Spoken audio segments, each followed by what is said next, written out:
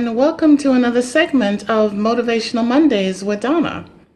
I pray that everyone is doing well, and if you're facing any challenges, just remember to continue to trust God, have faith and believe, and just let go and let God.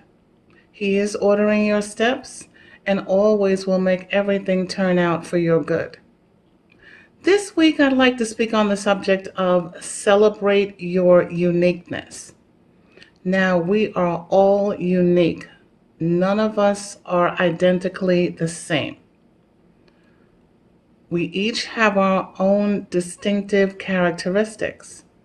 And the easiest way to be able to recognize that is that with all of the billions of the people on the planet, not one of us has the same identical fingerprints. And God designed us that way because all of us have a unique purpose, a unique calling in life. Whatever God has called us to be able to do, He has already endowed in us what we need to be able to fulfill that purpose. We don't need to figure that we need to have what someone else has. We need to be able to dress like someone else. We need to have our house decorated the same way someone else has theirs. We need to be able to have the same type car as someone else has. That we need to be able to just duplicate. No, we are unique in our own way. And we need to be able to realize that that's special. That's what pleases God. Each one of us is his own individual masterpiece. You look at all the great painters, and none of them created anything that was exactly the same.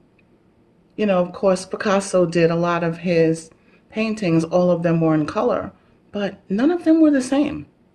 Each of them had their own unique characteristics, and so do each one of us. Now, in the Bible, there was the sheep boy David. And David was the youngest son of Jesse. And one day, Jesse sent him over to be able to deliver food to his brothers in the army. And when he got there, he was very distressed by seeing this giant Goliath and the way he was terrorizing the people. And so he spoke up and went to King Saul and said, I want to be able to fight Goliath. And King Saul didn't want to hear anything about it. He said, you're too young. There was no way you would be able to handle someone like Goliath. But David knew within himself that something had to be done. And he knew that God was with him. And so he said, no, I am ready to take on this behemoth and I will defeat him. Well, King Saul decided to go in agreement with David.